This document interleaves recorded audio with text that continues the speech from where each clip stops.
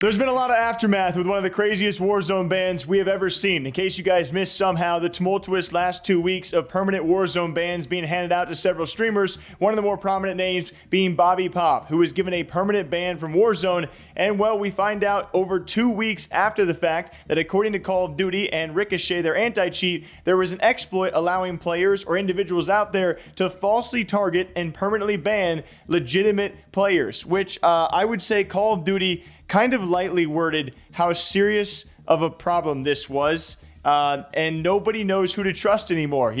So that's always good. As after all of this went down, Call of Duty simply said Ricochet anti-cheat identified and disabled a workaround to a detection system in MW3 and Call of Duty Warzone that impacted a small number of legitimate accounts. We have restored all accounts that were impacted. An examination of our systems was conducted for safety and monitoring will continue. So pretty much Bobbypoff was handed a permanent ban. Everyone talked about this endlessly for 2 weeks. And of course, you guys know with accusations, hacker hunters, and in the Warzone space in general, when it comes to cheaters and hackers, everyone's going to be talking about this stuff and assuming that Bobbypoff is a cheater. And people now still, even after this, assume he's a cheater. After all of these posts and even Call of Duty themselves admitting that Ricochet had an exploit that was abused to target legitimate players, including Bobby himself, people still see this as unfair treatment of streamers and that he's still guilty and somehow that he's still a cheater, kind of just showing the issues that Call of Duty has caused. Now someone like Bobby,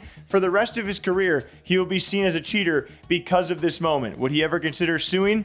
Probably not. That's a big old corporate beast, but he did respond about this one and had some pretty crazy things to say about Activision because they never even reached out. First saying, for all the brain rot cancel vultures who led lives so unfulfilling they spend their time chronically online looking to tear down anything anyone has ever put hard work in to build, F you. And a ton of responses out there from Warzone players who assumed that he was going to be found innocent somehow. A lot of other people just, responding because what he went through is crazy. The amount of hate and backlash this guy got was insane. The bigger part of this, he actually directly responds to Call of Duty updates, saying a public apology would go a long way. Imagine having your name dragged through the mud for 2 weeks for something you never did and being offered zero explanation. Oh, wait, that was me the past 2 weeks. And someone else saying, hey, did they even reach out for a private apology? And Bobby just straight up says, no, they didn't. Which is pretty crazy. If true, you would have thought throughout all of this, even just, maybe a staff member somewhere over at Call of Duty would have said, hey, man, we got this one wrong. We are sorry. I don't know if they're maybe not allowed to do that because just in case Bobby screenshots it, then it's an admission of guilt on their end. I don't know how big corpo, big billion-dollar company works, but that sucks. What Bobby had to go through for 2 weeks and what he'll have to go through for the next probably ever, whenever he's streaming now, people are going to assume he's a hacker, a cheater, a guy who should be banned off of Warzone. It sucks. We're at a moment in time for Call of Duty and Warzone specifically. Other games don't see it like this, okay? We cover a lot of games. Other games don't freaking see it like this. You can usually trust the anti-cheat. You usually can. It usually does its job. And you usually can trust the streamers and the players, but nobody in this scene trusts anyone when it comes to Call of Duty and Warzone. And now we don't even trust a Call of Duty update. Like, what is left? And after all of this, they just drop a Ricochet/kernel level anti-cheat update for all of us saying, hey, in the future, especially for Black Ops 6, it'll be better. Because if you guys couldn't trust it before, you can certainly trust it now. Even some out there reporting that they want to try and ban cheaters and hackers within 1 hour of activation, which would be impressive. But I think it's fair that a lot of people don't have faith in this. I think that's fair.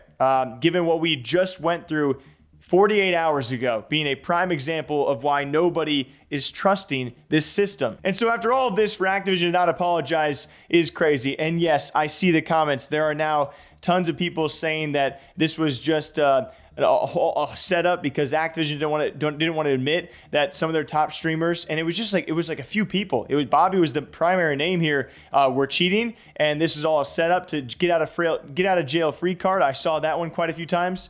It's just exhausting, man. It's so, yeah. I think the bigger focus should be on the fact that Call of Duty had an anti-cheat with an exploit that someone out there could go and just abuse and get people banned. On top of that, we have so many countless people being shadow banned themselves.